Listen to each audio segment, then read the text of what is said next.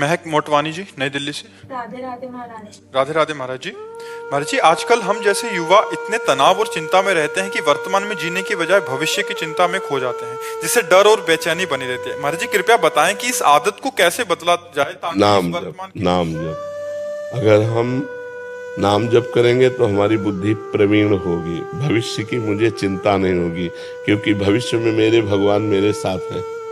नहीं, अगर हमारे अंदर नाम जप चल रहा है तो हमको ये विश्वास है कि मेरे भगवान मेरे साथ है, और जब संपूर्ण सृष्टि बनाने वाला भगवान मेरे साथ है तो मैं भविष्य की चिंता या भूत की चिंता में अपना समय क्यों नष्ट करूं।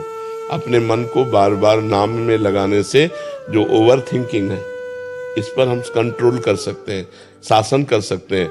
और नाम जप हुआ बहुत बड़ा पुण्य, बहुत बड़ा पुण्य, तो हम जो सोचेंगे वो भी हो जाएगा। तो हमको विश्वास होता जाएगा कि मेरा नाम जप मेरी सामर्थ्य है, मेरा नाम जप मेरी कामनाओं की पूर्ति का उपाय है, मेरा नाम जप मेरे भगवान को सानिध्य में रखने की बात है। तो इससे हमें बहुत बड़ा लाभ मिलेगा। जैसे आज के 15 वर्ष पहले हमारे पास 2000 रुपये भी दवा के लिए प्रति महीने के नहीं थे। कोई एक आदमी पानी देने वाला नहीं था। दोनों किडनी हमारी खराब, समस्या ही समस्या थी। कोई स्थान 1 इंच जगह नहीं, सब तरह से केवल भगवान के आश्रित। लेकिन हम निराश नहीं हुए, क्यों? मुझे भरोसा है मेरे साथ भगवान है। तो भविष्य की चिंता का हमारे पास उपाय है ना, भगवान।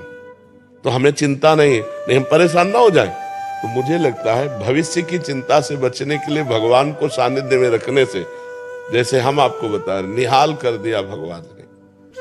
जहाँ एक आदमी पानी देने वाला नहीं था, वहाँ हजारों नौजवान ऐसे खड़े हैं कि कोई पानी पिलाता है, कोई रुमाल से मुंह पोंछता है, कोई हाथ पकड़। एक कदम भी ऐसा नहीं जो मुझे साथ न मिलता हो। सोचो, अपना बेटा भी अपने काम में नहीं आता है।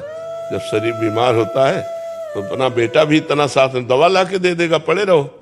लेकिन ये ऐसा नहीं है, एक एक मिनट हर समय अलर्ट खड़े हुए हैं। ये कौन है? भगवान। तो हमें जो भविष्य की चिंता से बचा सकता है तो भगवान बचा सकता है, क्योंकि सर्वलोक महेश्वर है, वो सब कुछ कर सकता। कैसे किया? वही परमात्मा कर रहा है, वो अपने आप सारी व्यवस्था कर रहा है। हम भगवान को अपना माने हुए हैं, हम भगवान का नाम जप करते हैं तो हमें भविष्य की चिंता नहीं। तो इसलिए भविष्य की चिंता से बचने के लिए भगवान का नाम जप किया जाए और भगवान को अपने सानिध्य में देखा जाए, सो ही बच सकते हो। नहीं तो भविष्य एक गुप्त वस्तु है, क्या होगा तुम्हें पता नहीं है। उसी के विषय में चिंतन कर, कहीं ऐसा ना हो जाए, कहीं ऐसा ना हो जाए। कभी निगेटिव कभी पॉजिटिव, तो प्रायः पॉजिटिव चिंतन कम रहता है, निगेटिव चिंतन ज्यादा रहता है। अब सोच के घबराहट पैदा हो गई, इतनी पढ़ाई की, इतने पापा ने पैसा लगाया, अगर फेल हो गई तो पापा क्या कहेंगे, दोस्त मित्र क्या कहेंगे, अगर इस बार फेल हो गई तो एज भी तो बढ़ती जा रही है, अब क्या होगा। अब निगेटिव सोचते सोचते वो परेशान है, फेल कब होना है, फेल अभी हो गया हो। तो हम अगर भगवान का चिंतन करें तो तुरंत पॉजिटिव चिंतन है, यार भगवान पास भी तो करवा देंगे। अगर फेल भी हो गए ना तो भगवान कोई दूसरा रास्ता निकाल देंगे। तो हम भगवान को यदि साथ लिए हैं तो हम परेशान नहीं होंगे। अगर भगवान को साथ नहीं लिए तो चाहे जितना पास हो जाए, हम वास्तविक एक दिन फेल हो जाएंगे। संदीप जी, जम्मू से। राधे राधे। राधे राधे महाराज जी। महाराज जी, जब हम दुखी होते हैं या हमारा खराब समय चल रहा होता है, जब हमारा आर्थिक या शारीरिक नुकसान होता है, तब हम अपने विश्वास को कैसे प्रभु पे बनाए रखें? और आपने किसी के साथ गलत आचरण किया और हमारे यहाँ का कानून आपको बंदी बना के दंड दे रहा है, तो उसमें भगवान का क्या दोष है? हमने कर्म किया, उसका भोग भोग रहे हैं। ऐसे अनेक जन्मों से हमारे कर्म होते चले आ रहे हैं, तो उसमें भगवान का विश्वास अविश्वास थोड़ी। अब वो तो विधान है, वो तो कानून है। तो ऐसे कानून, भगवान भी कानून के अंतर्गत है। जो भगवान ने कानून बना दिया उस कानून के अंतर्गत भगवान भी है। जैसे राष्ट्रपति हो या प्रधानमंत्री हो, हमारे भारतीय संविधान के विरुद्ध आचरण बन जाए तो उनको भी जेल जाना पड़ेगा, नहीं जाना पड़ेगा? तो ऐसे भी भगवान ने व्याध की तरह छुपकर बाली को मारा, तो कृष्णावतार में अंतिम समय व्याध ने भगवान के चरण में बाण मारा। कानून के बाहर नहीं है, जो कानून बना दिया उसके अंतर्गत है। तो हमारे लोगों के जन्म जन्मांतरों के पाप हैं जो हमें दुख, विपत्ति, संकट और हमारी जो उन्नति है उसमें वो बाधा पहुंचाते हैं। उन्हीं के नष्ट करने के लिए तो हम प्रार्थना करते हैं कि नाम जप करो, अच्छे कर्म करो, दूसरों को सुख पहुंचाओ, जिससे तुम्हारे पाप कर्म तुम्हें परास्त न कर पावे। अब भजन करोगे नहीं, अब जैसे बहुत से लोग हैं मुर्गा बकरा मांस खाते हैं, शराब पीते हैं, पराई माता बहनों से व्यभिचार करते हैं, और जब उनको संकट आता है तो भगवान को कोसते हैं, तो इससे भगवान क्या करें? आप हमें बताओ। तुम्हें खेती दे दी गई, बीज दे दिए गए, अब बम्बुल बो कि दाग छुहारा बो, ये तुम्हारी बुद्धि की बात है। अब बो बम्बुल और चाहो दाग छुहारा, तो ऐसा तो नहीं हो सकता। ऐसे ही करो कर्म असत पाप कर्म और फल चाहो सुख, तो ऐसा नहीं हो सकता। अच्छे कर्म का फल अच्छा होता है, बुरे कर्म का फल बुरा होता है। वो बुरा कई रूप धारण कर लेता है, कभी अपमान रूप धारण कर लेता है, कभी असफलता रूप धारण कर लेता है, कभी विपत्ति रूप धारण कर लेता है, कभी विनाश रूप भी धारण कर लेता है। उसी से बचने के लिए हम कहते हैं नाम जप करो, भगवान की आराधना करो। तो जैसे मुकदमे में हम हार गए और हमको फांसी की सजा मिली, अब कोई उपाय नहीं कि आपको फांसी से बचाया जा सके, तो एक उपाय है, राष्ट्रपति से क्षमा याचना।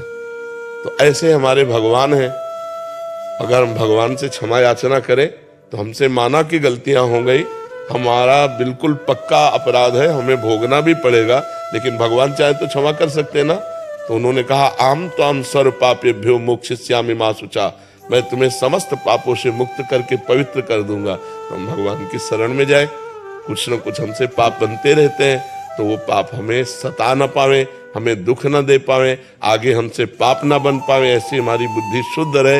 इसलिए हमें भगवान की शरण में जाना चाहिए, भगवान का नाम जप करना चाहिए और दूसरों का परोपकार करना चाहिए। परोपकार से हृदय बहुत जल्दी पवित्र होता है। अगर हम पशु पक्षी का भी परोपकार करने लगे तो हमारा हृदय बहुत जल्दी पवित्र हो जाएगा, निष्पाप हो जाएगा। समझ पा रहे हैं आप? इसमें भगवान को कोसने की जरूरत क्या है? भगवान का आपसे कोई दुश्मनी है क्या? बस ऐसे एक ना बीच में थोड़ा सा वो नहीं, तो आप अपने को कोसिए, भगवान को क्यों कोसते हैं? आप अपने को कोसेंगे तो अच्छे बन जाएंगे कि यार मेरे से कोई गलती हो गई है, अभी नहीं सही तो पूर्व जन्म में कोई न कोई पाप बना है जिसका दंड मुझे भोगना पड़ रहा है, चलो भोग लेते हैं, आगे तो गलती नहीं करेंगे। तो एक आत्मबल मिलेगा। आप पवित्र और भगवान को कोसोगे तो भगवान को आप कुछ भी करो तो भगवान तक पहुंच पाएगा क्या? वो तो बहुत महान है, बहुत महान। देखो पूरे अनंत ब्रह्मांडों का सृजन करके सबके अंदर खेल रहा है, वो चींटी के अंदर भी आराम से सो रहा है और समस्त ब्रह्मांडों को अपने एक रोमकूप में रखता है। इतना महान है, महतो महियान, कि अनंत ब्रह्मांडों को एक रोमकूप में रखता है, और इतना छोटा है अणुअणियान कि वो चींटी के भी हृदय में आराम से शयन कर रहा है। ऐसा वो महान परमात्मा है, अणुअणियान महतो महियान। यो माम पश्यति सर्वत्र सर्वम च मयि पश्यति तस्याहम न प्रणश्यामि सच में न प्रणश्यति। जो सर्वत्र श्री भगवान को देखता है, सबको श्री भगवान में देखता है, वही वास्तविक देखता है। सर्वत्र भगवान सबके हृदय में और सब भगवान के हृदय में वास करते हैं। ऐसे भगवान को हम भला कोस करके क्या प्राप्त कर लेंगे? इसलिए उनकी शरण में जाएं, उनका नाम जप करें और अपने को कोसें कि हमसे कोई गलती हो गई है जिसका परिणाम मुझे दंड रूप में प्राप्त हो रहा है।